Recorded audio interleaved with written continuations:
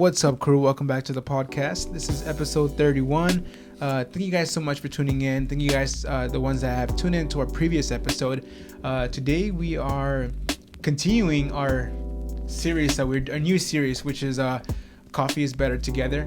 And this is our second one. The previous one was Never Stop Brewing, but now we are going on a different route, and we're doing Coffee is Better Together. What that means basically is, as I explained in a previous post, is coffee. So many things happen over coffee, and I think we had conversations about this before. Mm-hmm. In coffee, sometimes you meet with friends, sometimes for planning, sometimes for like connecting or networking or collaborating. Just so many different things happened with coffee, and I think that we've all kind of had an experience where we've connected with someone over a cup of coffee or at a coffee shop or anything like that, mm-hmm. right? And so we kind of want to just go off of that, and that's why we went with this series. If you guys have checked out the new design, which is three people having coffee together, and that's kind of we want to highlight in this series. And did I miss anything on this series? About the series? No, just how we're gonna start. So we're gonna have coffee. Correct. Basically with our guests. So the last week was coffee with Nick Castellano from Copa Vida and his company Global Origins. And today we are launching it off with a special guest, a good close friend of ours, and Gerardo. Hey, welcome, how's Hera. it going, guys? And thank you for having me. Yeah, so Hera, we're so happy to have you on here, man. Seriously, like we've been wanting to have you on the podcast at some point, and then the opportunity just arose, man. So how are you today, brother? I'm good, man. Thank you guys for having me. It's a pleasure. And we're so thankful that you've taken time out of your evening. Mm-hmm. I know you have the wifey at home, dude. So shout out to the wifey, dude. Like I know. Shout out to my wife. Thank you. There you go. Yeah. Instagram. Shout out. I love it, bro. Yeah, but thank you for coming in on the podcast with us, man. And we have so much to talk about, dude. And just like, if you can just start off with just telling us a little bit about yourself, like maybe your age, what you do, sure. Who are you, bro? Yeah. Who are you? I don't know you. I'll start. My name's Gerardo Ledeisman II. About 25 years old. About. A little bit older. Yeah. Been doing coffee for you really are a second? Really am the second. We don't use junior. I should call myself the second. Nah, bro. I'm George the second. It's weird because in Mexico they don't do that. They don't do the second. They just do junior. Mm-hmm. It's on your birth certificate though, right? Yeah, it's the second. Yeah. So when I sign stuff, I have to put the second. That's dope, dude. What? Yeah. Why did you do that with me, bro? I'm just basic. You gotta do it with your son, man. You gotta be the third. Ooh. That's true. Your boy George the third. Yeah, brother. So 25 years old. Been 25 years old. I've been doing coffee for a while. I like to cook, play a little bit of music sometimes. Mm-hmm. That's what I. 25 years old, and also you're 3 days. 3 days after me, right? So I'm January. I'm like just a little bit. I'm January 4th, and I'm just a little bit younger than George. Yeah. Wow. Yeah. But you got that beard though. I mean, George can do it too. It's He our seems to let it grow. Oh. On the last episode, I was pretty scruffy looking. You got good beard potential, man. You got beard potential. Just let's start. Lala does too. I don't know, bro. No. I'm a lost cause, bro. I blame my parents. But anyways, bro, enough about facial hair. Let's talk about coffee. Dude, you've been in the game for so long, dude. So, how long have you been doing coffee? Like, what was your first coffee job, even? Yeah, I've been doing it for about like 6 years now. This year hit 6 years. 6 years. I started at Starbucks. Dude, I love it. And then I was drinking the sweet stuff, and then I was working at a Chinese restaurant at the time, and I was a regular. So I'd work really late, so I'd go get coffee, and eventually they're like, "Hey, you want a job?" And I'm like, "Yeah." So I went, gave them my resume, talked to the boss, and got the job. Quit the restaurant, started working at Starbucks, opening there all the time. And then after that, after a year, I started their like coffee training program where like they do like, you have to do tastings with everybody, and then. Yeah, it's been a while since I thought about this. You have to do like coffee tastings. You have to propose like a coffee with a pastry and like talk to your coworkers about it and your boss, and then. And this was where at? At Starbucks. Yeah, like that was 6 years. And what is ago. like probably like one of the weirdest things you saw at Starbucks? Starbucks. Too much. Starbucks. Too much weird? Yeah. A little too much. What was the weirdest thing? What's that one that kind of stands out? It was very like systematic. Like there was a lot of like organization. Like they got that down for sure. Like the flow and everything. The corporateness. Yeah. Like what about with people? with people it was a little interesting every now and then. You know, you got like customers. Yeah, like the weird yeah, drinks, it's right? you got the weird drinks because they had the little boxes. Everybody wanted to fill the boxes out. Like, Oh my god. Wait, what is that? like they had little boxes, like so they had like Oh, size, they had like drink. You know, on the side of the drink. It had like actually Lalo's fills pretending out. like he doesn't go to I Starbucks, know. but No, he goes. no, you every like day, those Java bro. Yeah. chips. No, I love those. But But like, people actually fill them out. Yeah, Like, well, no, like the I breeze, feel, yeah. it's just like my point of view. Like I think Yeah. people probably like just wanted to The fill whole them thing out. down the whole full. line. Yeah, because like That's a just for the thing? picture or something. Oh my gosh. No, but it That's wasn't funny. like it wasn't that bad. But like towards like my first year doing it, I was like I wanted more. Like I wanted to learn how to do latte art. I wanted to learn about specialty coffee because I started going to coffee shops like a year in. And I was like, well, I was this gonna is say cool. that though. So did you like go out and look for coffee shops, or like where were you Kinda. exposed to that? Kinda was exposed to it. There wasn't a lot when I started. There was Cafe Moto. There was, I think Dark Horse might have been around, but I wasn't in like Golden Hill. There was just one location.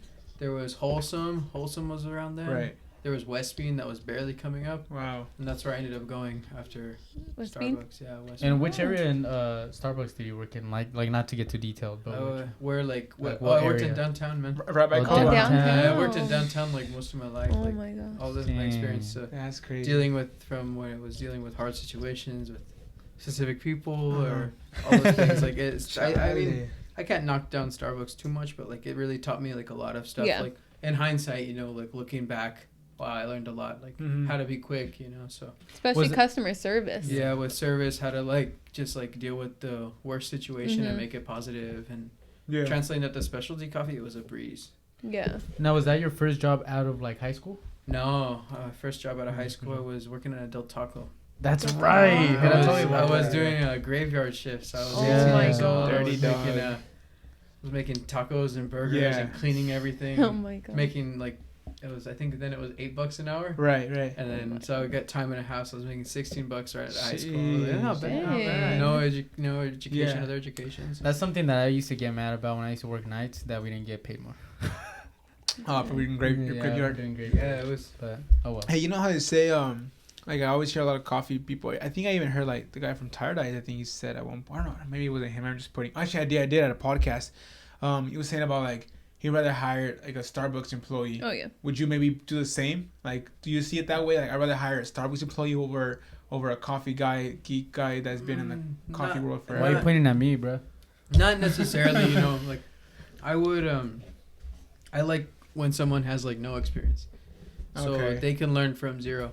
If you Uh-huh. get someone from Starbucks, it's good because they know customer service, they know how to work fast, Mm-hmm. they know how like a general bar flow kind of functions, right? Yeah. Right.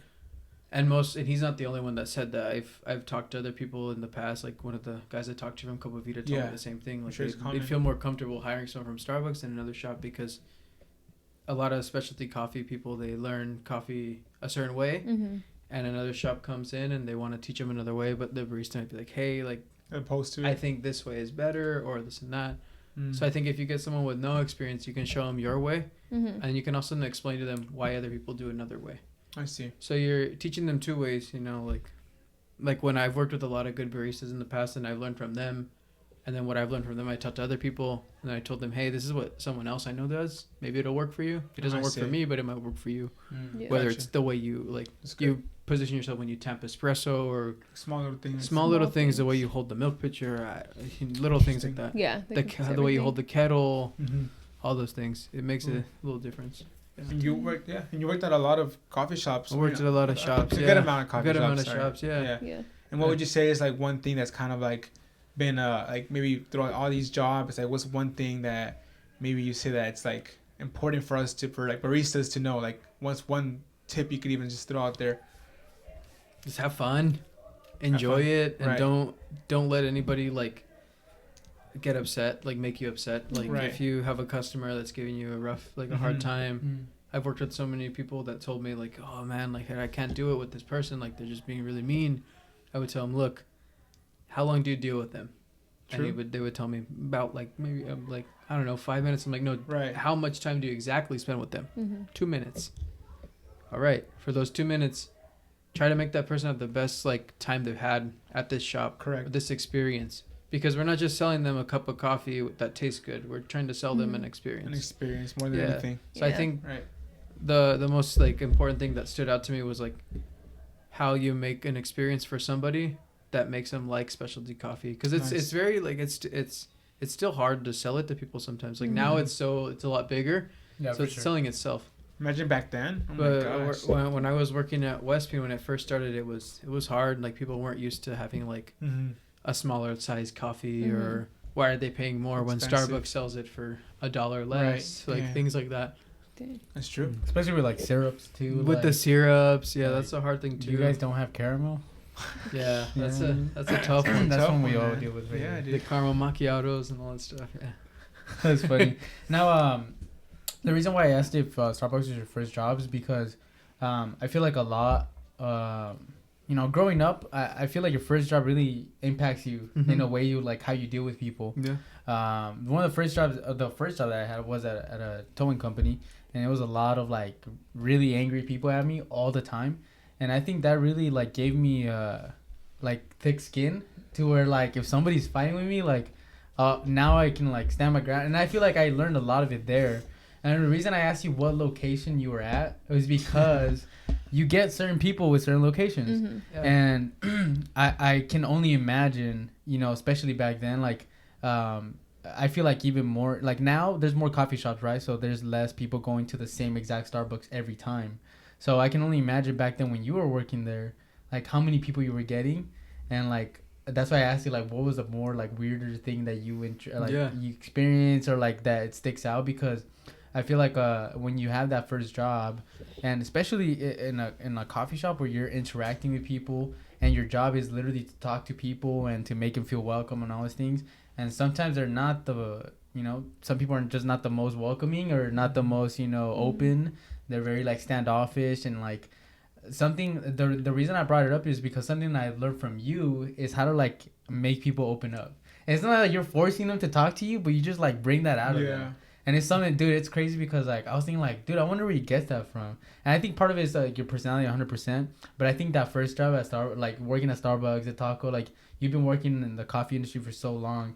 Do you think that helped you develop that? Yeah, I would say like I would say so. I think that developing personal communication and how to like, I basically like I learned how to talk to people in all my time working in coffee. There's a way to communicate with everybody, but not everyone communicates the same way. Right. So you get to this point after talking to so many people for so many days, sometimes the same exact person, you know what to talk to them about and how to talk to them and how to like approach them in a way that's kind of natural. And where they just open up to you and tell you stuff, you're like, "Whoa, man, you didn't have to tell me that." But they're like, "Oh no, it's okay." Like, I don't care. I'm so sorry about that. Or they're like, "Oh no, it's okay." Like, and then I can relate to them, like depending on the situation. I can tell them something that make their day better. Yeah. My favorite example that happened recently, there was a lawyer that came in, and was like, "Man, he was having a bad day." I'm like, "What's going on, man? How you doing?" He's like, "Not good, man." Well, he said other words that I probably shouldn't say. He was saying that he wasn't doing good. He was just having like a bad time, right? And I was like, "All right, man, I promise you by the time you leave and I give you this coffee, you're going to feel better." And he looked at me. He's like, "All right, let's see." And I gave it to him. He's like, "Yeah, but it's already better." And he looked in his wallet and just shoved a bunch of ones in the tip jar. And I was like, "That's "Thank you, man." I was going to say, where did you like, did you see somebody doing that? Like when did it first click in your head? Like there's more than just like giving them coffee, but it's like you kind of how George says, like you bring out conversation out of them. Because I have been watching you and I've kind of learned some of those things like to kind of incorporate into the way that I work at. So I give those props to you. But like, is there somewhere that you learned that? Like, did you see somebody doing that, or who would you say that's like? That's just a couple things. I think one of you like when I was growing up, my mom was always like that, talking to everybody and all that stuff too. But in terms of coffee wise, when I was working at Copa Vida, the owner was telling me that that we're not here to sell coffee. We're here to sell an experience. That's crazy. That stuck with me until now. I suppose maybe 2 or 3 years ago, maybe. That's but insane, it stuck with me because it makes sense. Like once you kind of get into it and you'll see you'll see tips go up, you'll see sales go up, you'll see your personal growth and happiness grow up when you start providing an experience for someone. Forget the skills. Forget like whatever you can do. Like as long as you're giving this person, like making them feel like a part of it, Dude, that's where it's at. That's because crazy. I'm sure you guys gone to a lot of cafes and you walk in and like you get your coffee and that's it, and you're just like, this is good. But dude, it's so funny you brought that up. I have a perfect example of that. Oh, sorry. Okay. The other day, I had 2 cappuccinos and one was oat milk, and the guy was watching me do it. And on the second one, or actually they were both oat milk, and on the second one I messed it up, kind of like, and not crazy, but you know, like I was like, man. And I told him, I was like, dude, sometimes oat milk gives me some trouble. And he was like, dude, you made my day, like just doing it and like seeing you try hard, man. Like, dude, I could never even like. That's funny. I can't even fathom you like doing that. And I was like, oh, thank you, bro, for that. And then like, that's cool. Just that experience, like he didn't even care that I messed up his latte art. You know what I mean? Like he just like he was there for the experience, you know. And I think that's something that again that I've learned from you. And I think like little by little you start understanding like there's some people that they don't want to talk to you, they just want to say hi and bye. Like one of the guys, that perfect example, I go this guy who comes in, I know he gets macchiato, and he gets a pour overs and he has a doggy with him. He doesn't like to talk, but if you say hi to him, he'll say hi to back, and that's it. He's like, polite, and that's it. He's really polite, but he doesn't want to talk to you. And like, but that's like one of those things where like you start learning with people, you know. And like I think being on bar and seeing you on bar has definitely like helped me kind of trying to understand the dynamics of that, which is interesting. And I think like you working in the coffee shop or in the industry for so long, I think that definitely, I'm sure, helped you a lot. And that's pretty cool that at Copa Vida, like that's the place where they like got into your head. It kind of stuck with me because it was so busy, and you're dealing with the people for so little time. Like you got to figure out a way, to make them come back. And I have so many people that I've worked that were customers of mine at Copa Vida. They follow you. They've gone to other shops I've worked at, and it's just cool. Like it's like you build like a trust with the person. Like, wherever you go, like your like a barber even. It's almost like a barber. Like your barber works at one shop, he goes to another one, and you go with him. Right. Because he cuts your hair good. He never messes up. He gets your nose hairs when you're about to leave. Like, oh, hold up, he'll get your nose hairs real quick. Bro. That's funny. If you missed the spot, he'll get you real quick. I guess it's good, dude. That's another thing, like the whole experience thing. Like that's been coming up our last podcast we were with Nick. Yeah. He mentioned like the experience a lot too. And that's something Eric has taught me because I do the marketing for the barbershop. And that's like our whole thing there is like, you're not doing a haircut, but like when those people sit in your chair, from the moment they walk into the barbershop, you give them that experience. So like giving them the best service, like anything you can do for them to better like their day. That's what it's all about. Yeah. 100%. So I loved hearing you saying that. Yeah, it's important. Yeah, that's like I've been telling you guys, like go to shops and like look at a couple things. Like, I'll give you guys like a little list, and once you start paying attention to little things like that, you start, when you go to other places, you're like, oh, this place wasn't like that. Yeah. What was that story really cool. that Eric always says about like you go to go ahead, I think you know my best. I'm sure you heard it so many times from Eric. How you can go to a McDonald's and get full, but for cheap. Yeah. Or you can go and then you go to a restaurant that's like downtown expensive restaurant, and you can get full too. And at a higher price. Yeah, at a higher price, but you choose to go to like the higher restaurant because it's experience. So you can get full on cheap food, but satisfying. It's like you're satisfied when you go to the more expensive place. Because experience, basically give the full experience. That's crazy. So it applies the same to like any business, really. Everything, honestly, that's what in general and business wise needs to be sold now, because it's getting to the point where there's so many of this. People are doing the same thing, same product. So many coffee shops, so many restaurants. Exactly. That's it. What makes you stand out from all the other ones? Yeah. And then when I was thinking about when you're talking about the conversating with people at the bar, I just feel like you kind of dictate in a way where you want to take like the people or like even their emotions. Like you kind of have a part in everything. For example, if you have a big like long drink, like a bunch of drinks ahead of like a busy day, right?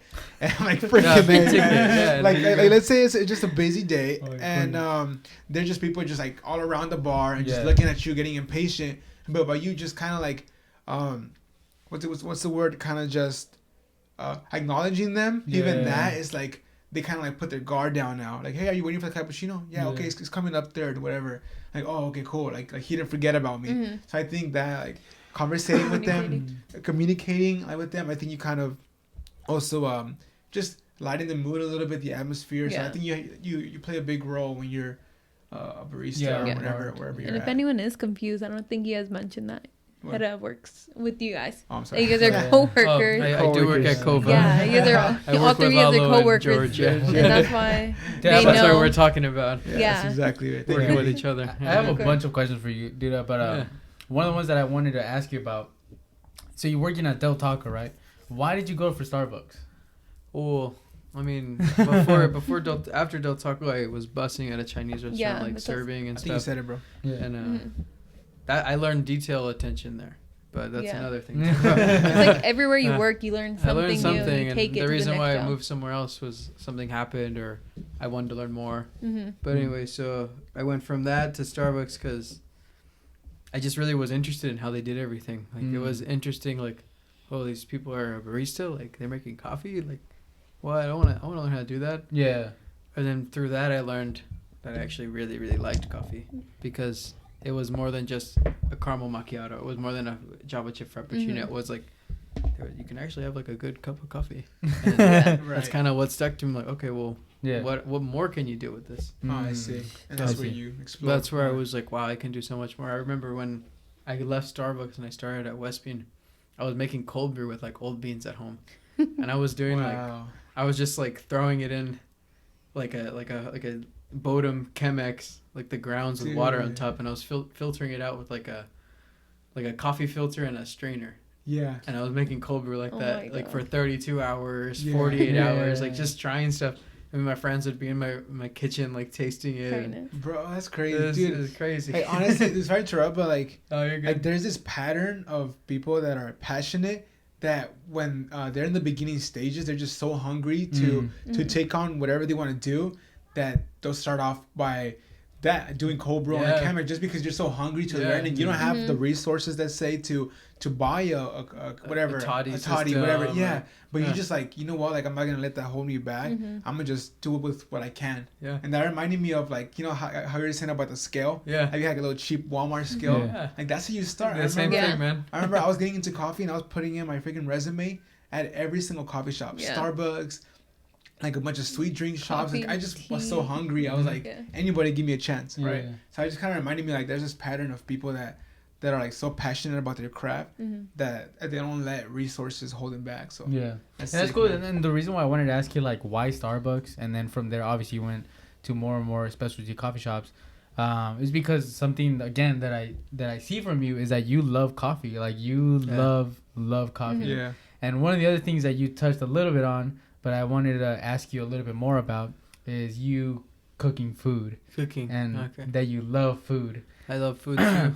And something that it always like freaking amazes me is when you start talking about coffee and when you start talking about food and like all the details and all the layers that you peel back. And I'm like, dude, I can do that with like guitar, right? But you do that with food and music, with coffee, right? And like the reason I wanted to ask you like why Starbucks, and then it's so interesting because you know you got this curiosity. And then you started there, and you're like, "Oh snap! I actually love this." And then it just kept on developing. Now, how was it like that with food? When did that start? Food, it was a little bit later. It was like probably like 4 years in to doing coffee. I felt I got to the point where like I hit plateau kind of. I hit the top, I felt stuck, and I was like, I gotta. And I started coffee, cooking. You say? In coffee, I felt kind of stuck. Like I felt like I couldn't grow anymore because I was like, I won throwdowns. Like I was able to do stuff like make pour overs, all that stuff, and I felt like I was limited with coffee because I started cooking at home. Like for my dad, me and him were cooking together, and I just realized that I was like, wow, food is like there's no limits. Like you can make like an omelet with broccoli and put ricotta cheese. You can do all these things with food. And I felt like with coffee you couldn't. So that's why I did the switch. More ingredients. And there was more ingredients, more things Never to mess ending, with. And then I'll talk about how I got back into coffee later. But so I started cooking, I quit a coffee job and I went straight into the kitchen. And when I applied to work in the kitchen, the guy was like, "We have a coffee bar here. Why don't you want to do coffee?" I was like, "I want to cook, man. Like, give me a chance." He's like, He told me, he's like, "I usually wouldn't, but since you want to, I'm gonna let you do it." Wow. And I started as a prep cook. I moved up to the line. Dang. In 3 months, I was like almost the sous chef, like helping the chef out, doing stuff, Dang. orders and stuff. And then the chef left, and I was like running it for a little bit, and then after that, I was family stuff happened, so I had to cut it out. Yeah. And I went back to doing coffee. I had to do something that was more comfortable. And then from there, I kept doing coffee. And then I realized, like, okay, it's not as limited, but I was still cooking a lot at home, like messing around. Yeah. Dude, sometimes I show Lindsay's some of the stuff you make. Dude, I'm like, dude, this is fancy. I'll teach you, man. You got the eye for it. I'll pay $40 for that, right? No, dude, for real. And like, that's something that I always admire, dude, because, like, again, like what Lalo was saying about passion. It's so rare to see like that kind of passion, dude. Like, and I think there's just so much to learn about people who are passionate like that, and like the craft that you go into making coffee. And one of the things that I wanted to ask you about is, when did you start? I know we'll talk about Provecho in a little bit, but when did you start experimenting with coffee a little bit more, like with some syrups and stuff like that?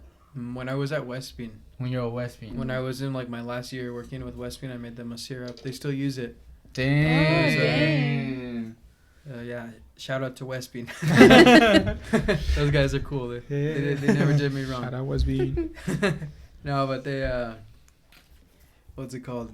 I made them a syrup when I told the owner, I was like, "Hey man, like, what do you think about this? Like, can we try it?" He's like, "All right." Because we were talking about like seasonal drinks and how like other shops have them. Like, how can we do one too? They always ask us too at Kova. Yeah. They'll be like, "You guys have any seasonal drinks?" I'm like, nope. No. Maybe it'll Simple. we'll get it. Yeah. Maybe this That's the cool. year. Oh, sorry about that. Yeah, but that's cool though. Then Westbean, then, right? And right now, I think that's a good segue. I wanted to ask you about Provecho. Yeah. So can you talk a little bit, like introducing that, and then I have some questions for you. Yeah, Provecho is my project that I started with my wife about 2 years ago. The reason why behind the name is when I first met my wife, she would always tell me Provecho. And back when we met, I didn't speak as much Spanish as I do now. So like, what does that mean? She's like, enjoy your food. Yeah. And so I was like, that's and it was over the time, I was like, wow, that's a good name for a business. So went at it.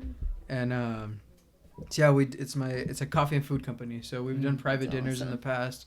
I've went to someone's house and like I was like their personal chef for the night. That's so Made them like a 4-course meal, made them cocktails, which translates to coffee because of the syrups and all that stuff. Yeah, it's all translatable talents, like hand movement motions. Like you combine both worlds in a way, coffee and food into one. Yeah, and then that's why I wanted to ask you about it, is because you had the love of food, you had the love of coffee, and you're like, I want to do my own thing, and then like have the best of both worlds and be happy doing it.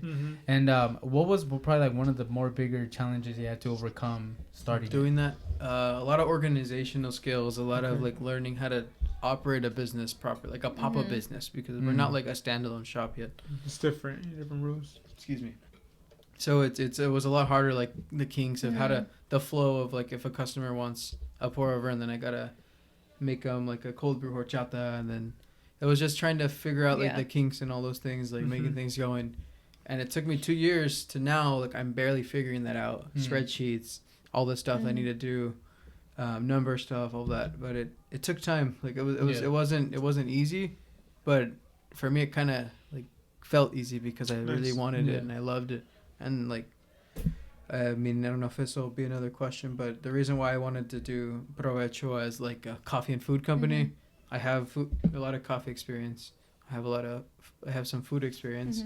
So, and I always thought San Diego needs more shops that have really good food and really good coffee. Like that's someone can go and get an espresso and have a plate of chilaquiles. That's really bomb. Yeah, not to name any coffee shops, but that are both. Yeah, there's some coffee shops that the food's really good, but then the coffee's like. And you guys aren't the only ones. A lot of customers I've worked with there or I've helped, they're always like, yeah, man, like I go to this place, the food's good, the coffee's not good. Yeah. Or coffee's great, the food's not good. Yeah. And it's just like one or the other. And I feel like you can have both if you like apply it properly and you have the right people working with you. Right. Then it's possible. Yeah. with that good team. Yeah, exactly. And with Provecho, I know you've been. How long you been doing it officially? Like, when was the first first pop up was probably with Coffee and Convos. Coffee and Convos with Alyssa. And that was like 2 years ago? That was like 2018, man. 2018. Yeah, I just got back from Mexico City then, a long time ago. 2 years And the reason I asked that is because I feel like this year you've been ramping it up. Yeah, like I kind of went full like, force in it. Yeah, like one pop up every weekend almost. Like, why this year? Why have you been ramping it up this year? We took a break. It's a hard question, It's a hard question, but let me start with this. We took a break last year because I got married, and me and my wife wanted to focus on our life together and kind of build something. And the business was just, I feel like, would get in the way. So, but then I got offered to do a pop up in Tijuana at One Bunk, which are really good friends of mine. They're really great people. They're in Tijuana on Revolucion, and they have a little coffee bar inside. And my barber, I go get a haircut there every now and then. And he told me, he's like, "Hey man, you should do a pop up here and do coffee." We did a pop up there, and it blew up. They told me this was like the best pop up. Wow, this is the best like takeover we had so far. Like I had a line for like a you brought a lot of 2 business. hours. I brought a lot of business to the hotel, all that stuff, and then my wife was like, "I don't think we're gonna be busy. Like we might not be that busy," and I was like, "I think we might be like pretty busy, so we got enough coffee." And then like but it went over both of our expectations. Like I thought it was gonna be like kind of busy, and she thought it was gonna be kind of busy too, but it was like really busy. I sold out. And after that weekend, my wife told me, she's like, we have to do Provecho. Like we have to do it. And I was like, I know. I feel like tell you. I'm sure that weekend was probably like solidify it for you. Yeah, you know absolutely. what I mean? Like, this is something that we gotta invest some time into because, I mean, who doesn't want to get paid to do what they love? Exactly. Especially when it's your own thing. Yeah. And you're running with your wife. Like, dude, that's, you know what I mean? Like the best of both worlds. Yeah. And doing it at One Bunk when you did it there, that was the first one in like how long? It was a while, man. A while, right? It was probably like a year, maybe. No. Like a year? One day. Yeah, about a year since we did a pop up. I did a dinner earlier last year, but after that one, I just took a break. I was trying to figure stuff out, how I wanted to do everything. But through all that time not doing one, I really thought about it and how I was gonna do it like better. Because I went through pop ups where I was like really slow. I didn't make money. What times, like the time you do it at, where you do it at, what the event is. Yeah. And how I want to like do everything, how I want the flow to be. And I kind of didn't realize that until that day. And I was like, wow, it's possible, but it's going to be tough. And talking to you from, because I already knew you at that point with One Bunk. From talking to you from then to the pop-ups that you do now, you sound like way more confident about the pop-ups.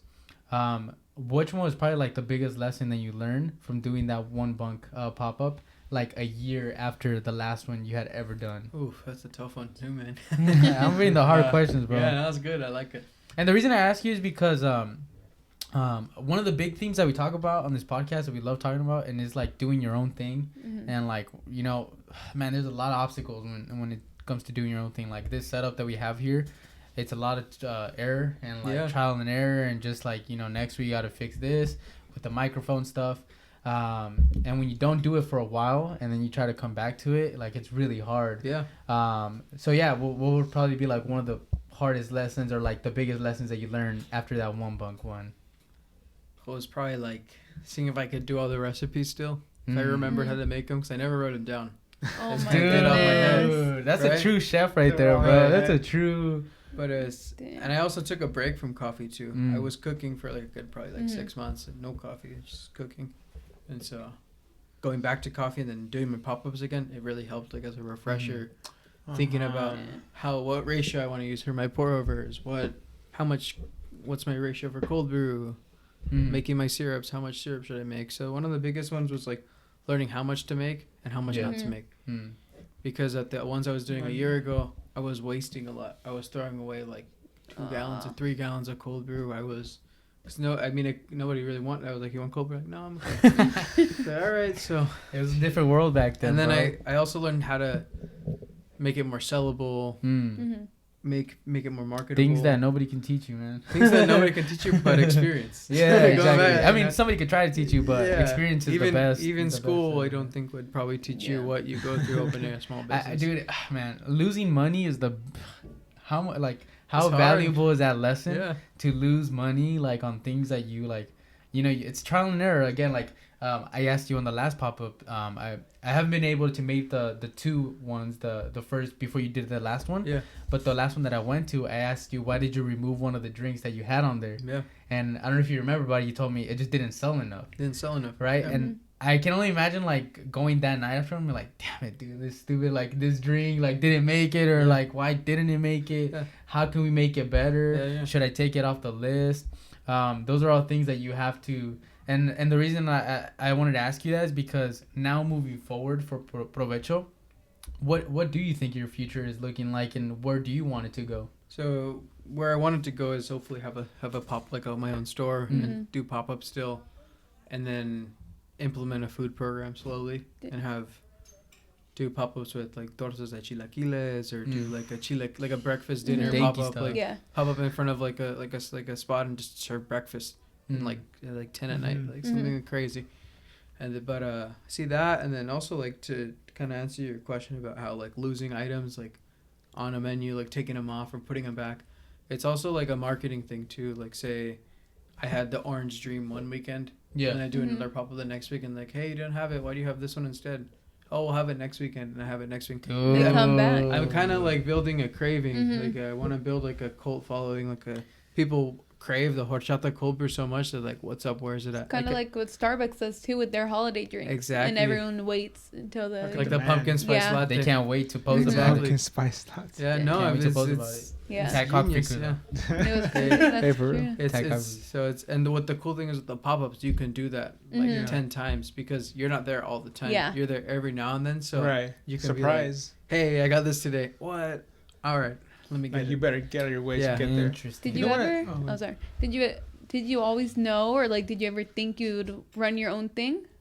Kind like of. Yeah, you always wanted to. It didn't hit me until I was like almost leaving Starbucks, and I was in school. I was going to school to be an English professor, and I told the counselors like, oh, I'll do this, and then I'll open a place. But then I realized, I'm like, why can't I just open the place? Because that's what I want to do. Yeah. Like, why am I wasting my time and my money in something I don't want to do forever? It's because you only want that little safety. Backup. It was like a cult, like a societal, like. It's like you want people to not, dude. Like, one of the reasons why I went to school is like, half of it was I didn't want my parents or my family members thinking I'm a loser. Yeah, it's a stigma, like a culture, like a societal stigma. I think it's even bigger for like, obviously you're 100% Mexican. We're Mexican here.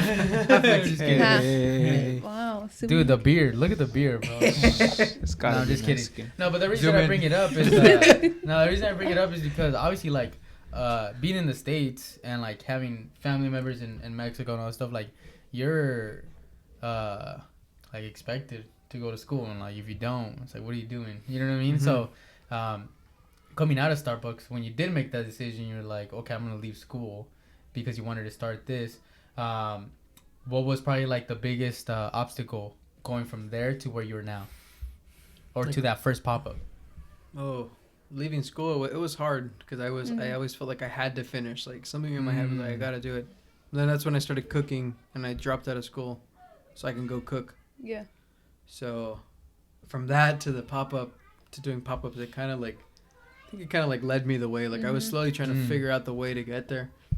And then once I got it and I saw it was possible, it was like, wow, we're killing it, like doing this. So does that kind of answer your question? Like, Awesome. You know what I love, dude, also is that like you're the most like you're one of the most like coffee, like a coffee nerd too, right? But then again, like you also like you make it okay to experiment with sweets and like all these other things. Like you make coffee fun, because sometimes like people feel the pressure to like, you gotta drink it black, you gotta drink espresso only, like no syrups. But then you bring in this like twist to it where it's like you can have dope coffee, but then you can just make it fun with like the Jamaica one, like lime you made, or even like the horchata cold brew, café de olla. Like That's what I love about it too. Is like you make a coffee fun, dude, and it's good coffee at the same time. That's what like prompts you to do. And your horchata cold brew is really good. Thank you. It's the best. Like my favorite one I've ever tried. Really? Yeah. Thank you so much. I should have brought some for you. Next time. Pop up, bro. That's good. Yeah. Gonna pop up. Talking about that, you did bring some coffee though from Oaxaca. From Oaxaca. Can you tell us a little bit about this? Yeah, Tres Cultivos. They're in Tijuana. They're inside of Sinaloa, and it's I was judging a throwdown last weekend, and they gave that to me. So shout out to those guys, Barista Battle. Tres Cultivos. And Arceli from the Barista Battle in Tijuana. Those guys do a great job doing what they do. They have some cool events too coming up. They're gonna do like a mixology throwdown. They're gonna do like a cold brew contest. Interesting. So that's you guys can sick, see dude. me doing those probably in the future. Hey, Tijuana's coming up. Yeah, They're on the come up, coffee. man. Coffee, Tijuana, food. Coffee. Yeah. Man, you guys gave me with these transitions because now I got my next question. Okay. When you were first going into Copa Vida, right? You wanted to learn more about coffee. What was the coffee scene like at that point? At Copa Vida? With Or the you went first from- month you were at Copa Vida. You went from I went from Starbucks to West Bean. Bean. Oh, from West Yeah, Bean. to West Bean. I was working another place too, but anyway. We It wasn't as coffee, but financial stuff. But West Bean, when I was at West Bean, it wasn't a lot of shops. There wasn't a Blue Bottle down here. Kova wasn't here yet. There wasn't Camino Coffee wasn't here yet. No. Dark Horse was barely opening another spot. Cafe Calabria. The only ones I could think of was Cafe Calabria, Cafe Moto, West Bean. What else? What was that other one? I'm trying to think of an old school one. You said Copa Vida? Wholesome, and Copa Vida. Ooh, Copa Vida okay. was like barely opening in East Village, We're right? talking about how random Copa Vida just like opened up in San Diego. You know, that's Yeah. funny. I don't know the exact reason why, but I think they knew someone in the building or something. So okay. Oh, really? probably had like a connection. You know, like Alright. most Yeah. places they have they know someone that does property management. Cool, my bad. Yeah, but continue. No, it's okay. No, I don't know the exact reason. Yeah. either. No, he was bringing it up because our last guest, Nick, Uh-huh. he's working at their first shop that ever opened up, Oh, which in is in Pasadena. Pasadena. Oh, in Pasadena. Yeah. Oh, cool. That spot's cool. Yeah, The- I've never been. Yeah. It's awesome. You guys Hopefully gotta go. one day. Yeah. They do cool. They have like a dark room and a light room. It's pretty cool. Wow. Oh, And that's they got what they got a telling really us, cool yeah. espresso machine that you can look at. Wow. They have a full kitchen. Food's good. Wow. Oh. Yeah. Alright. Whenever I would go there, they treat me really well. Respect. Now with only those shops being around, obviously the coffee community of like baristas and specialty coffee was even smaller. It was really small. Right. Yeah.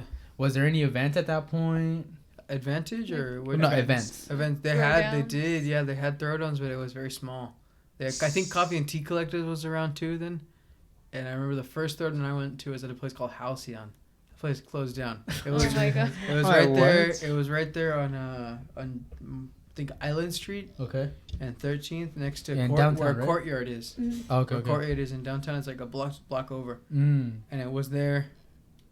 And there was no high-rise apartments yet. It was just this spot right here, coffee shop, bar with like pizza, and it wasn't like super specialty, but they had good like decent coffee Yeah. and like food and stuff and cocktails. How many people? At the throwdown, it was probably maybe 20 people. Dude, it's Oh so my God. crazy. How Very was small. the coffee back then though? I mean, do you remember Um, or did you just kind of grow with the coffee? I kind of grew. My palate wasn't as developed, so I can't say coffee was so Yeah. bomb at the time. But it was good. People were coming up. Like Cafe Moto was the first place I had cortado, so it was really cool. That's Learning crazy. about that stuff, and that's when I was at Starbucks with Manny back then. With That's Manny funny. with Aristocrat. Isn't that crazy? Shout out to Yeah. the homie. Manny. Yeah. That's insane. So while you worked at Starbucks is when you learned about specialty coffee, or did you I know was- about it before No, I didn't know Starbucks? anything about it. No? Didn't know anything about it. I just thought all it was caramel macchiato. It was dark roast Yeah. and all that stuff. Caramel macchiato. Can I get a Yeah. flat white? Flat white. It's just small latte. Yeah. But it was different. It was very different. I didn't Mhm. know it was a thing until I was like, well, there's other coffee shops I can go to. Yeah. So I would go with my friends, check out new shops and Like, stuff. Wow. this is This one's different. cool, yeah. And so it was really cool, learning about those things and seeing the small Wow. throwdowns too. Mm. It was I remember there was Yeah. one at Bean Bar we went to when I was at West Bean, and it was super it was a little bit bigger. It was probably 40 people on the bracket. It was pretty small Oh my too. God. It's a That's small place. interesting. Bean Bar's small. Yeah. Yeah. So, yeah. The one by Petco Park? Yeah. Yeah, right Bean there, Bar. Yeah. That one was cool. What would you say has changed as opposed to back then? Some big changes. Like the community, things that the stand people. out. That's a tough one. The community, it's bigger now. It's bigger for So sure. there's a lot of people that like I remember from way back then. I've seen videos on YouTube of people that are still in coffee. Yeah, and those people, some of them like I still like, I'm like, hey, what's up, man? Like, or some of them don't work in coffee anymore. Some of them do, and it's really cool to see like how many more people are coming into coffee and realizing that it's like a career now. It's not just like, oh, I'm working at a shop to pay for this. Yeah. No, like, this is like what I want with my life. That's cool. Is make coffee, and it's cool that now it's becoming more of a career for everybody. It's becoming more of a profession because people would say like, oh, anybody can do that. Well, I mean, it's hard sometimes. It's scientific. You got to think about a lot of variables and how to make something taste yummy. For good coffee, yeah. So. I always ask people, dude, whenever people ask me about stuff, I'm like, how nerdy do you want me to get? Same thing with coffee, dude. Yeah, like, getting pretty nitty gritty. Yeah, like some people in coffee, like I'll get a couple customers to be like, so you're doing this, right? And then I'll start talking a little too nerdy, and I can tell that I'm losing them. So then I like start backtracking, but I'm like, oh, but you can do this at home, blah blah blah. It's just like, yeah, sometimes you gotta find that niche. A cool thing too, like when I was like learning how to make cold brew with like just like that and like experimenting, I learned how to like explain it to customers and to people that don't know coffee, so they can make it at home, but like without having all the necessary equipment. No, I see. So like if someone asked me, hey, how can I make this home? I don't have a scale. I would kind of gauge them, like how to do it, like where to look for on like the filter, like how much water you're putting, what temperature and stuff. So there's ways around that, like teaching people without being too nerdy. Yeah. But I know what you mean 100%. Like sometimes I go into it way too much and they're like, I lost what? Like I can't even taste watermelon. And how do you taste that? Like, you lost them at medium roast. Oh my God. Medium roast. Lost them at espresso. Oh man. With being at West Bean, and being in those early days of the coffee community, like the specialty coffee world, with the people at that time, was everybody starting to, obviously Starbucks was, they're the kings of the sugar drinks and all that stuff. Specialty coffee, did they have drinks like that back then or no at those coffee shops? Yeah, they had, some shops did. They had like, you got like vanilla lattes, caramel lattes, mochas, chai. Like West Bean, we had all that stuff because it was the market that we were selling to. We had caramel too, yeah. So it was so close to Starbucks. We would come in and want that, like, oh, I can make you this with that, and similar. Yeah. All right, cool. And they would have it, and they would like it more, so they'd come back. Nice. Same thing. Interesting. And I think that's one of my favorite things is like offering people the honey latte, and then them actually like loving it. Yeah. And I'm like, you just got like half a cup less of sugar than you would have gotten. There's a lot of sugar in those, and it tastes good. There's like 3 pumps. There is probably like a little more than half an ounce. Really? So, or I mean, 1 pump is a little bit more than half an ounce. So say you got like 3 pumps. That's like 2 ounces almost. Oh my god! So and most people don't. Most people get more than that. Yeah, and you're also looking at drinks that are 12 ounces. That's a lot for 12 ounces. Yeah. That's interesting. I know you didn't live in TJ. This whole because right now you're living in TJ. I do live in Tijuana. How long you been living in TJ for? About 3 years now. About 3 years. Oh, it's okay. That's a good, nice. For 3 years ago when you first moved there. Almost 3 years. It's been like about maybe like 2. Okay. To exact. How was the coffee community back then in TJ? Oh, before I moved to TJ? Yeah. No, well, even when you moved right away. It was like, pretty established. It was a really I know some people in the community there too. They're really cool people. You make friends. You talk to them. You have a. After going somewhere so much and ordering espresso, they kind of get the hint that like, okay, this guy kind of knows about coffee a little bit or something. But let me dial it in. Yeah, but it, when I first went with one of my best friends, Yasho, he actually helped us with Provecho at the pop-ups. He took me to TJ a lot, and we would go and drink coffee and go to different places. And there was a lot of like established shops there already that were doing specialty coffee. So it was, I think, with San Diego having the boom, Tijuana had an even bigger boom. Interesting. So, and I even think in Mexico they've been doing it way before, like San Diego. Oh, really? Yeah, because they have farms and there's more like access to coffee. And I think like there's champions and there's like a coffee championship in Mexico, all these things. So. I think Mexico too, like, well, even just TJ. I think it's more of a like mom and pop shop kind of like it's vibe. it's very tight knit. Yeah, you like there's a tiendita like over there. Everywhere. It's not a 7-Eleven. It's your grandma selling coffee. stuff, coffee and donuts. But so I can that probably makes sense that they did have a pretty community when it came to specialty coffee, because there wasn't like these big chains holding people back, which was interesting. Like I remember a couple years ago, when we started seeing Starbucks in Ensenada for the first time? Like, look at Starbucks. Dude, that blew our minds. Dude, I remember like, cause mira un Starbucks. Dude. Because I remember. How old are you guys when you guys saw that? Dude, man, that was years ago. Teens. Probably like teens. Like a what? Yeah, because at that point, that's when I was starting to get my mocha frappuccinos. And I knew like what kind of coffee was from Starbucks. But I remember when we go to Ensenada, like there was never anything like that. And then I remember the first Starbucks that popped up, and I was like, dude, I couldn't believe my mind. But in TJ, that's funny because in TJ now we look at it, and I think like we have like a different perspective because we came into TJ after knowing the San Diego vibe, the San Diego community, and then going to TJ and be like, wait, you guys have one already established here, which is kind of crazy. It's cool because I think a big part of that is the internet, and like everybody just being able to share like ideas and all these things. Instagram, definitely helped it all. Instagram, put it all together. Yeah, that's interesting, man. With Provecho, right now that you're doing pop-ups, you've done a couple in TJ, you've done one here in San Diego, a couple in San Diego. Do you have like a city that you'd want to do one at that is not San Diego or TJ? Maybe another one in Mexico. Or in Portland, maybe Austin, Texas, New York, maybe in Brooklyn. Follow-up question. Yeah. Would you change your drinks? It depends. What if you did it in Ensenada? I would probably keep it the same. You'd probably keep it the same? Yeah. I was going to say. Interesting. Yeah, because to know your custom. Your drinks are what based? Like, what are they? Well, they come from, like, I thought about them all, and, like his brain, bro. Like they're based, like, they're like, I'm trying to do, like, a modern Mexican.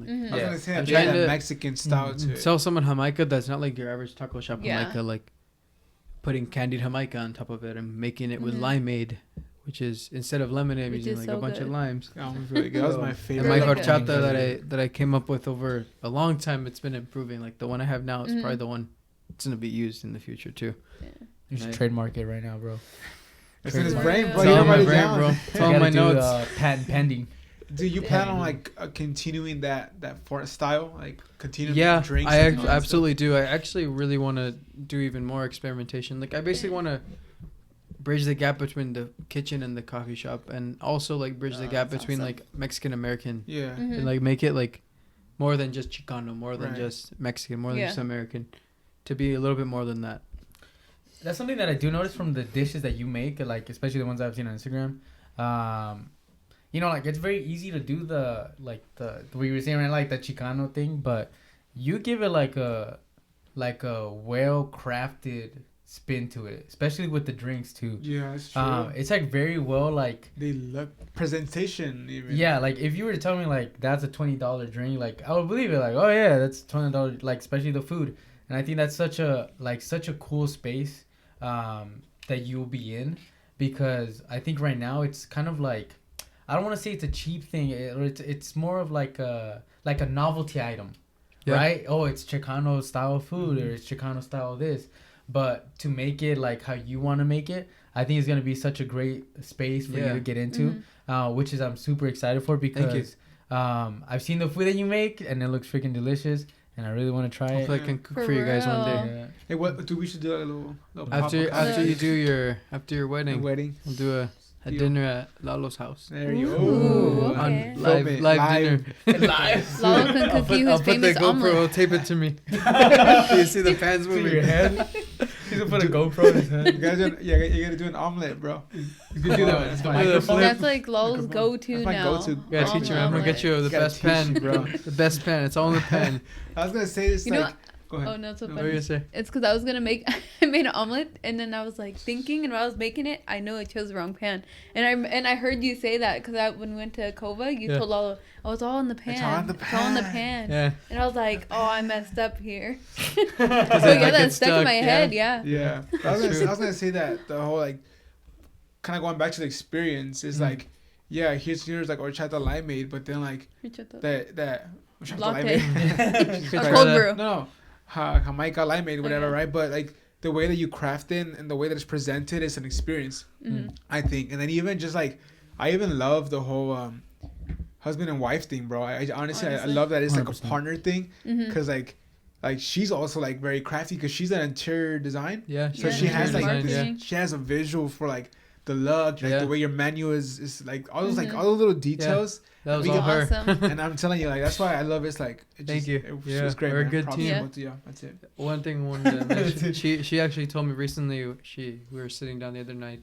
she's like, hey, I really think we should keep doing Provecho. I'm like, why? Like, I mean, we're going to do it, but what's your reason? Oh, wow, yeah. And she was like, well, my favorite thing was when I was making the limeades, making the horchata cokers for people.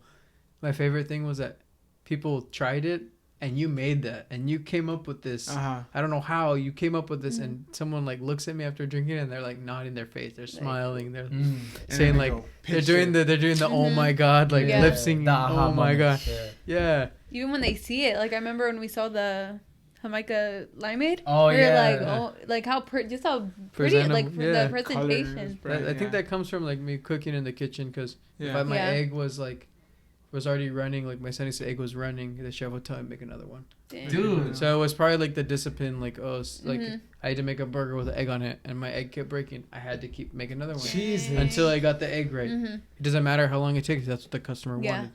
So why serve something that I made like not presentable, because it's doing me bad and it's doing the person buying it, All making their around. experience wrong. All So around. like, That's Good true. stuff, man. yeah, one thing I wanted to mention about Provecho is that why it's not like very Chicano style, why it's not more Mexican American, like, or more like Mexican style. I'm from both of the cultures, so like I grew up American, but I also grew up very Chicano, like my partially in Barrio Logan and then South San Diego. And my dad grew up in the barrio, my mom grew up in La Jolla, so I had a little bit of both, right? Yeah. Both worlds, right there.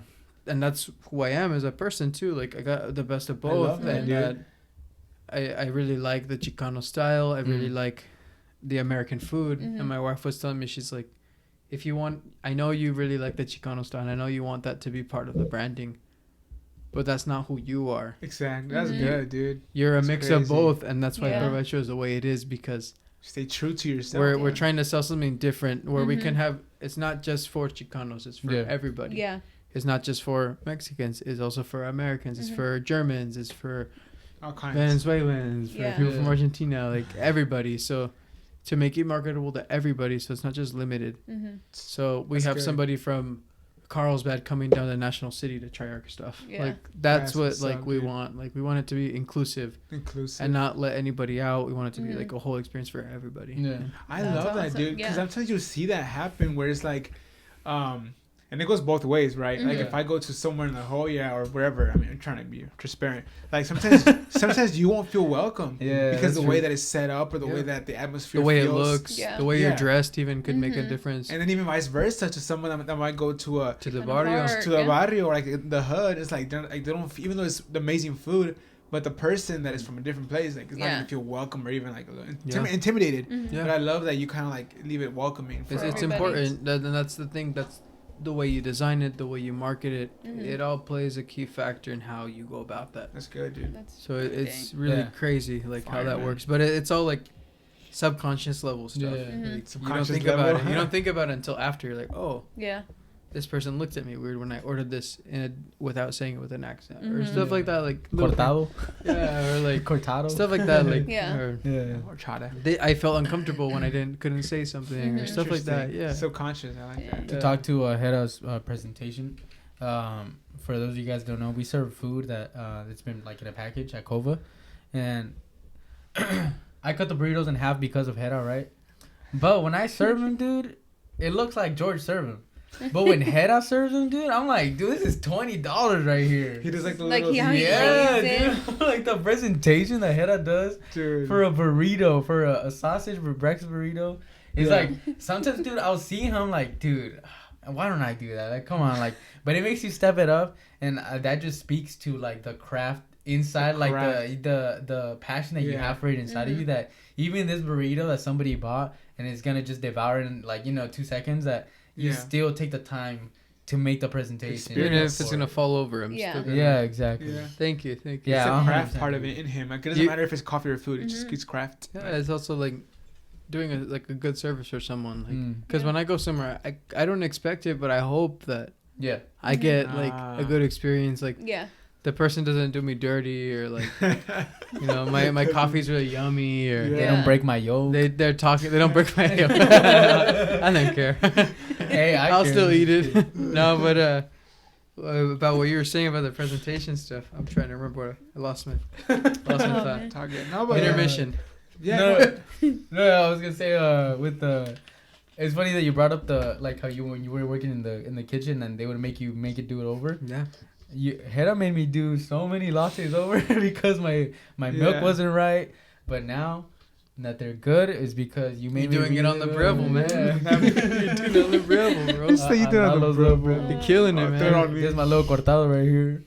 But yeah, that speaks to like, dude, it's funny because like you learn from somebody, and now you like bring it to somebody else who's learning. Yeah. And now I get to benefit from that person. Like, it's so cool to that we can like always teach others, and like it always goes down that line. Something I wanted to ask you about, going from West Bean, to those throwdowns that were like 20 people, to like where you see it now. Like, let's say like Public Square, like huge, which is the one with the last one that we went 70-100% bracket. Yeah. Sometimes. Dude, it's like, not just the amount of people. Like, well, what is a big difference that you see from then and now? I like that there's more people in the community. Like, I don't even know. Before I'd be like saying what's up to a bunch of people, and now it's like, I don't know who you are. I don't know who these people are. Yeah. Like, there's so and many. They're all insanely good. They're all really good at what they do, and that just shows like what the community's done for San Diego. It's cool. And I feel like I've worked with some of the people that really helped like push that too. So it's really nice like to have like a presence in it, but like low key. Low key. The OGs know. Yeah, it's just cool to see like where it's come like since way back then. Yeah. Yeah, and you've been there since the beginning. Since part of it, like part of the beginning. Yeah. Now, with San Diego still rising with coffee shops and specialty coffee shops, what is something that you want to see in the coffee community? Provecho as a shout out. Forget them. I mean that's one of the big things. But 100%. I want to see people more like. I don't know. That's a tough one. I don't know what can happen because I can think of something and like it could be way different. Yeah. Well, what's missing maybe? Well, yeah. Like, what do you think? Like, man, I wish this was in the community. Oh, you're fine. Well, I wish this was in the community, or like I wish there was a little bit more of this. Be more like I know that's a hard one. A hard one, man. Sorry, Heda. No, you're good. You got me, you guys. He's a lot, George. Gotcha. Heda knows what I'm talking about. I know what you're talking about. Which one? What? With the gotcha? Oh, I'll tell you later. You know what I'm talking about? Huh? The TikTok lullaby? No, TikTok. You guys, man. We'll have to watch that. Follow me on TikTok. Lincoln bio. Go TikTok. No. So what I think that should be in the future. I think there should be more places that serve food like with the coffee. I think there should be more. They should try to make stuff a little more approachable to someone that doesn't drink specialty coffee. But now most of that work's done. So you can open a specialty coffee shop and just sell espresso, cold brew, pour overs. And you could do it. Because I feel like people are more like aware and more inclined to try stuff because it's been around for so long. Yeah. Like, I don't think Fellow was around when I started. I don't think... that brand. I don't think they were doing kettles, but when I was first started, I think it was just Bonavita and Hario. Yeah. Like, it's pretty cool to see like all those. I hope to see like more equipment come out. All these different pitchers. All new pitchers. I really want to see like new grinders, like how compact they can make it, or for real, dude. Like new brewing methods would be awesome. I think Fellow came out with the new. Yeah, they have a little tiny grinder. It's pretty cool. It's crazy. Recently, I saw this. I forget what it's called, but it's kind of like an AeroPress thing, but it's all built in so that you can take the coffee inside the little container. Oh yeah, the new AeroPress. It's like AeroPress Go. It's like a little red one. Oh my gosh. But yeah, That's it looked cool. Yeah. Because I was like, dang, that one literally you don't need anything else. Yeah, you just take it with you. You just go. Yeah. That'd be that was cool. a bad one, bro. You just go. I gotta call you out on that one. That's funny. But anyways, I have one more question for about Provecho. With Provecho, because it's your own thing, right? And right now you're working in the coffee industry. You're working at a coffee shop. Provecho, that it's your own thing. What is a big difference that you would do in Provecho that maybe you don't really get to do in the daily here? And I know part of it is going to be cooking, but what is something that you'd wanted to apply to Provecho that you don't really have the freedom to do in a coffee shop where you work? I know it's a hard one, dude. I'm sorry. I'm giving you hard questions. I probably...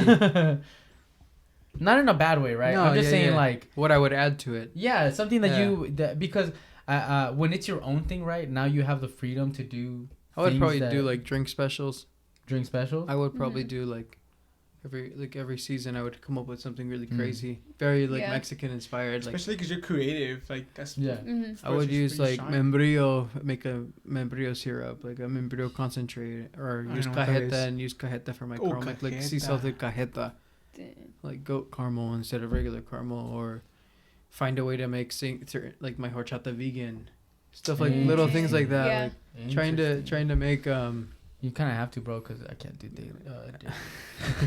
You did it the other day though. I did it the other day. Hey, self-diagnosed. Hey, real one right there. I sacrificed my body for you, yeah. No, I would take that. It would definitely take a piece of me, man. Like a part of me would be with Provecho always, like even if it gets so bigger than I think it will be, and I have to step off one day and just do a different project or have someone run it for me. Yeah, I think it would still, my presence will be there. Like people will be like, oh, Gerardo is the one that like told me to try this, and now I drink it like a cortado every day. Interesting. The connections that you make. I would definitely like to see, like, I would take my experience with me, like obviously too, and how I would train people a certain way from all the places that I've learned coffee from. I kind of formulated my own way of how I want to teach people. Like create your own culture. My own culture, yeah. Like, you know, not so similar to where I've been, but my own way of how I see coffee and how I learned about coffee. It's good. And how I learned how I had to be like open about it, like with foods and stuff like that. I would also like for example, like one of my friends, I taught him how to make a pour over. I told him how to use taught him how to make V60s in a week. In a week, he's already making pour overs now. And I showed him once. I drew him a little picture. I wrote how many like ratios, and he watched me. And I went to his house the other night. He like, check us out. I was like, okay. All right, dude. You want to do these at the pop-ups now? Slow down, bro. You're hired. If you could give advice to somebody who's wants to do their own thing with coffee, they want to do their own pop-ups, what advice could you give them? Learn as much as you can. Ooh. And knowledge is power. Do a lot of research, like R&D work, like research and development. Like try as many things as you can to build a palate. Try different foods. Yeah, it's important. I know people don't like fish. Try it, because maybe one day you'll be able to taste. Oh, this kind of tastes like a sweet like fish paste, sushi, or it tastes like sushi, or it could. Coffee could taste. It's subjective. It could taste like coffee, like anything. Yeah. That's a good one though, man. Like, but it's important. Like, I think it's important because you can tell if someone is well prepared compared to someone that's not well prepared. Yeah. So, like for example, like when I did my pop up in Tijuana, I was ready. Like, and they can tell. And my wife was like, "You came, like you're really prepared." Like, that's good, dude. I'm really surprised that you put in the work, and so prepare. Make sure you guys prepare to do the pop-ups. Like, expect more than you normally would, so then you can know how much to make the next one, how much perfect your craft too. Like you will. I mean, I always think there's room to grow in coffee, room to grow in cooking, everything. Mm-hmm. But get good at one thing, really, really good, and sell that. Like And sell use that and sell that like as much as you can. To the next Like thing. if you can make a really bomb pour over, make a bunch of pour overs for people. And then maybe the next one, try selling cold brew. Make a bunch of pour overs and you have cold brew. Get good at that. Get good at that. Yeah. Repeat. Be able to incorporate more things as you progress and get good at things. I love that, dude. Read a lot. Like I watch a lot of food videos and I read about foods a lot and like fruits and veggies, like where they come from, what it tastes like, the texture. Because that you can kind of like this espresso has like a texture. Like it kind of like feels like how I tasted this fruit the other day. It tastes similar. Like learning about those things and like development. Yeah, That's crazy. That is something that you have, dude. That hopefully one day I'm there, but head up will say this has a tasting note of this. Yeah. And I'll be like, dude, you're so right. Like, how did I not pick up on that right away? My favorite. I'll tell you why, George. Huh? I'll tell you why. Because you get plain burgers. Bro. Damn it, really? Hey, look, homie. All right, make me a burger. Now I'll try it. Hey, I actually, you know what I really like? Talk to your boy. I like bro. my burgers with cheese and the meat and like the bun sometimes. Thank you. Like when I go to In-N-Out, I get it with the In-N-Out, with bro. the sauce, And what's that, bro? cheese, grilled onions, and the patty. I take that one. Start with the That's ketchup, it. bro. But you gotta get the grilled onions, bro. Yeah. I'll try them. Yeah, because it's Grilled cooked. It's not gonna leave that like nasty like raw onion taste. Yeah, Oh, I'll yeah. try. I've tried snail before. I mean, I won't. Yeah. It's not that I won't try it. Lalo Have you tried ate snail? shrimp today. I He doesn't shrimp, eat bro. shrimp. I made shrimp Yeah, and I did it. he ate This some. dude doesn't like sushi, homie. I know. I'm gonna Yeah, change yeah, that. bro. We've never I'm gonna tried change it. sushi. Huh? We've never tried sushi. We gotta Yeah, go. It's just I haven't tried good sushi. That's the big difference between cheap Where do you sushi. go, bro? Huh? No, what? Coronavirus. We tried. It's because it's out there, right? Hashtag. Be aware. Wash your hands. I'm being Hashtag safe, wash bro. your hands. I'm No, being we safe. tried California rolls is what we tried. Yeah, Those don't coronavirus. have, Okay. they don't have fish. That's what I'm saying. Corona rolls. Okay. I bet you Lalo has tried a couple of them, but they're all like cooked. Oh, like the fried ones. Those are California good. Like the fried. tempura. Yeah, they're good, but I mean, is it really sushi? I don't know. Bro, I had What a Thai food. Japanese. Have you had Thai food? I think it's another level, bro. You like Thai food? It's I like Thai food. after a while, it's That's like interesting. it's overwhelming, dude. No, it's good. You know why? Because it's a lot of aromatics. The more you eat Thai food, they use so many aromatics and like a lot of different flavors that Spicy. American food doesn't have. Translates to tasting stuff. And it's spicy. Trying coffee, you'd be like, wow, this tastes like the peanut sauce I had at this Thai place.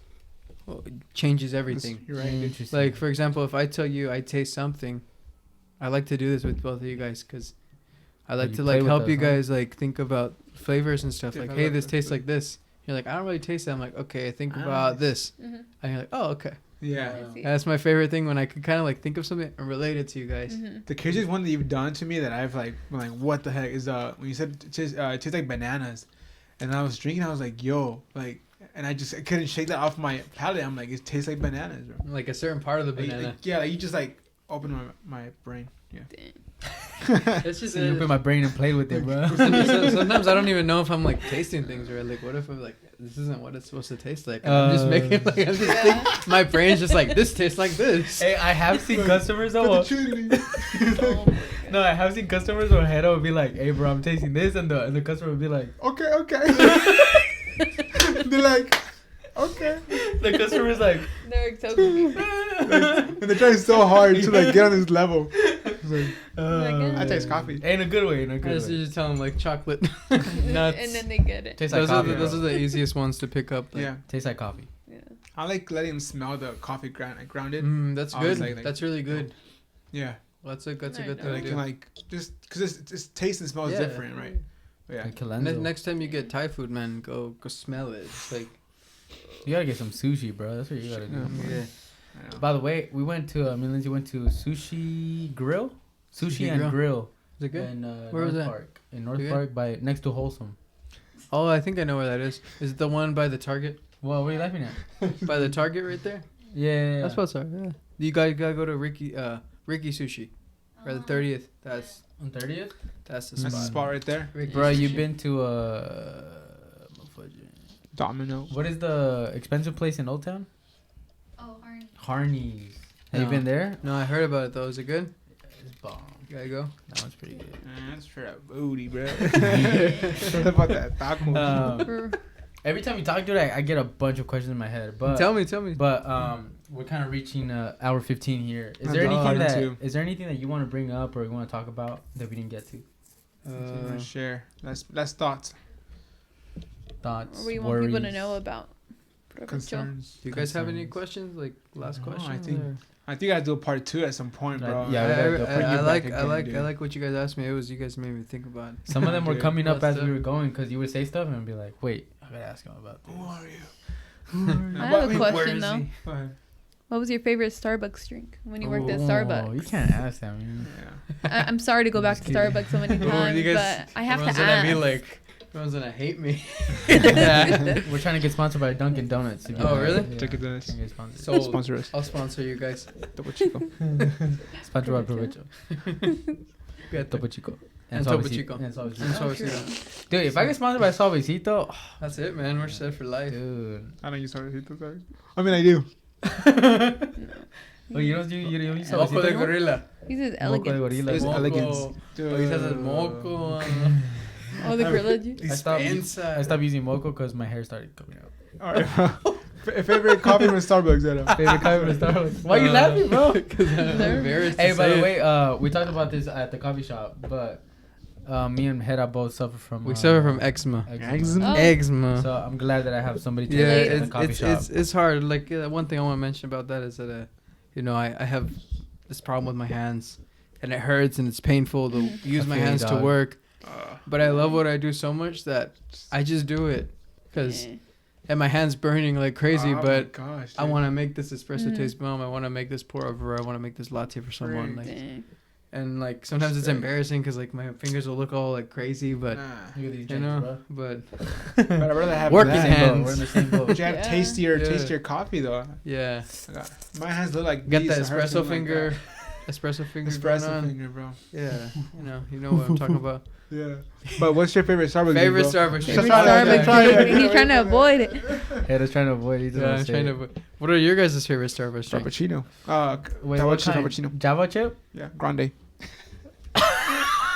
Don't you mean venti? No, grande in a venti cup? Oh my god. He still doesn't know the sizes of Starbucks drinks. Medium. I recently found out that you can do the 30. I didn't even know you could do that. Oh yeah. You know you can fit a whole bottle of wine in that? What the frick? Dude. That's too much. Mother trucker, dude. A customer told me that at Starbucks. They like, tried it. They tried it. I take my wine in this. Oh my god. And they were like, "Hey, can I get an extra cup for my wine?" It's the very, very refresher. not wine. What are you talking about? Oh my god. Crazy people. Wait, what's minis? Chai latte. No, before. Now I can't drink it because it just doesn't taste the same. But a cinnamon dolce latte was my go-to. Okay. Now, what is dolce? I don't know. What is dolce? Cinnamon dolce latte. All right. Now it's a pink drink. Pink drink. Yes, it's so good. I don't even know what's in that. I think it's like strawberry refresher, acai refresher with coconut water or milk or something like that. Yeah, 10 off for me. I got 2 drinks. Pretty good. I love the ice vanillas at Kova. They're 100% my favorite. And I drink them all the time, even though I shouldn't. But the ice vanilla from Starbucks is pretty good, too. Like it? Freaking heck no, dude. The whipped cream I'm from Starbucks sorry. is pretty bomb. The whipped cream is We good. make it there. So, but nowadays, because I can get a good ice vanilla and not Starbucks, I do the mocha frappuccino, which is my staple since I was like 14 years old. Oh, you guys don't make me feel bad anymore. I like the frappes. The caramel frappuccino. Yeah, frappuccinos. Yeah, and there's this one where they make it's called I don't know if they do it still. It was a matcha frappuccino with the chips. It was like called the grasshopper. It was like a minty with peppermint syrup, the chips, and a matcha. It was like a green minty chocolate. That sounds good. Sounds really good. But I would get the Java chip all the time. The extra whipped cream. Extra whipped cream. Extra whipped, yeah. I like I that. haven't tried that one before. No, but it's crazy because I still remember all the little codes. Really? Like I see a cup in the trash can, I know what they got. Like that's how like hilarious. it's ingrained into my brain. Oh my god. I'm the same way when I go to Panda Express. You worked at Panda Express? So I know everything. When I'm like looking and I'm like, I know all I worked the at things. Panda Inn. Oh yeah, Oh, I worked at Panda Inn. The Okay. homies. Wait. Yeah, no, they're like Connection. Panda Inn. It's like a fancy Panda Express. Yeah, that's where I That's what worked. it is. Oh, dang. Okay. It was good. Fancy Hey, I Panda. love Oh, that's Panda why you Express, learn bro. detail. Panda is my place. That's why you learn detail You know, there. too. But yeah, because they're also like crazy about being detailed. What, Panda? Man, Yeah. I would have Mhm. to bust tables with linens and put soy sauce on the end, right? So I'd throw the rag over, put the soy sauce in the far middle of the table. If I get one drop of soy sauce, I gotta change the linen. If my linen is a little bit Mhm. slanted, I gotta redo the table. What? Yeah. And all my roll-ups have to be like spotless and perfectly tightly rolled. No wonder you like this, bro. You've been built to No make wonder- a machine, No, that's bro. good. No wonder you're so crazy, No man. wonder. Hey, Panda does a good job though. Panda. It is. Do you guys got any questions for Hera before we send him off? I think Talking just Thank you for coming on, bro. Yeah, Yeah. man. Hey, thank dude. you guys for having me. It It's was fun. amazing. to you like made me want to get into like cooking more Yeah. or like just like to have fun with it It's fun. because I don't Yeah. like it right now. So. Mini and Lalo make my other little brothers. They make him do like brownies and cupcakes at like 11 p.m. we What? make them. It's almost time. Our Let's do it. little For brother real. loves to bake Oh, a lot. bake. Really? David, yeah, he likes baking. But he He's baked. got an apron on it. He'll like create not like out of a box though. Like he'll He'll make look his own batter. what they have, That's cool. and he'll Yeah. like improvise and look online. He's really Yeah. good. He's made creme brulees. What? Yeah. He made brownies yesterday. Yeah, he's pretty cool. Good dude. It's pretty like pancakes. It's like eggs, baking soda, Mhm. not baking soda, baking powder, eggs, flour, sugar. That's it. That's it. Yeah. Pancake batter and milk. Have you ever made banana pancakes, bro? Yeah. Oh, well, if you have my banana pancakes, bro, ooh, that was a game changer, man. Oh my gosh. Damn. Can't relate, bro. You're gonna be You put know, up go to against Heda's house. Lindsay's. Oh, Lindsay makes some pretty good ones. I make oat pancakes for my wife. Ooh. Oat pancakes? It's in like our You gotta try those. I like This like sounds our good. like our weekly diet's like oatmeal pancakes, not like oatmeal, but like with like oat flour. Oh shoot. It's pretty good. It's a little more grainy. Yeah. That's Mm. interesting. I could ask you a million questions, Hedda, but I know. I don't want to have you go. We got to do a part 2, brother. Like, We Yeah, do. we have. There's Count seriously, whatever like, you want, man. there's so much to like pick your brain on, like so many things, like Yeah. just picky, you know what I mean? But dude, seriously, man, thank you so much for taking the time and staying late with us, bro. Like Thank you guys. Really? I Seriously, appreciate it. like you, I Yeah. think are like I've learned so much. We learned so Mhm. much on the bar and off the bar kind of thing as a person and as like a barista. Mm. Like you showed me how to do like my palate. I give a lot of props to you, bro. Like as soon as you got to Kobe, I was Mhm. like, damn, I learned so much. So yeah, dude, big props to you, man. And we know, like I know Provecho is gonna be like good, dude. Like Thank you. I'm always Thank talking you to guys. me did. about I that. appreciate it. We're always talking about Provecho. I'm like, dude, it has a nice ring to it. Mhm. It's just like you guys did a good job and just keep going at it, man. Like Thank you. sending you For off you for that, guys bro. too, man. With Yeah. Coffee Crew, man. You guys are Thank gonna you, kill brother. it. Appreciate you, brother. Whatever you need To from the me stars. too, I got Vibes. you guys. Thank you, Same brother. here. Likewise. Pop dude. up to the together, stars. whatever you need. I know, dude. I'm Collabs. looking forward. Huh? Oh, Yeah, but this has been Coffee is Better Together, and it always is. It always will be. Thank you, Hedda, again, dude. Thank you. What is your Instagram name? Last minute plugs. Sushi Sombrero. My Sushi personal somewhere. Instagram. Speaking of Talking sushi. about sushi. My Yeah. Where did that come from, by the way? it was my League of Legends name. Okay, League of Legends. League of Sorry. Legends. Sorry, too many Long questions. time ago, Too many long questions. time ago. You guys don't even know what my name was on Call of Duty, bro. We're not gonna It's your boy George. George. George. Jorge. And your Provecho Instagram Provecho is, Instagram is Provecho San Diego. yeah, Check 'em out, which guys. is Follow. PROVECHO San San Diego. Diego. Yeah, that's it. Thank you, dude, again, man. Guys, check out Provecho San Diego. All of his Instagram information will be in the description. So if you guys are on the YouTube or on Spotify or anything like that, make sure you guys check out their description for their Instagrams. Give them a follow. And make sure Stay you on guys... the lookout for their next pop-ups. pop-up. Yeah, be on the lookout for the Thank next you, guys. pop-ups, guys. And yeah, make sure you guys like, subscribe, do all that good stuff. Leave us a review on the podcast. And any last minute words, guys? All right, I'm gonna ask another question, bro. I'm just sorry. be on just be on the lookout for our next t-shirt release. So they'll be releasing sometime I believe 2 weeks from now. Yeah. So make sure you guys are on the lookout for that. So stay tuned, y'all. We love y'all. Have a great rest of your week and peace out. Thank you, Hedda. Thank you guys. Thank you. Appreciate Thank you, y'all. Thank you. Peace. Bye. To the stars later, homies. Dale, That's dale. it.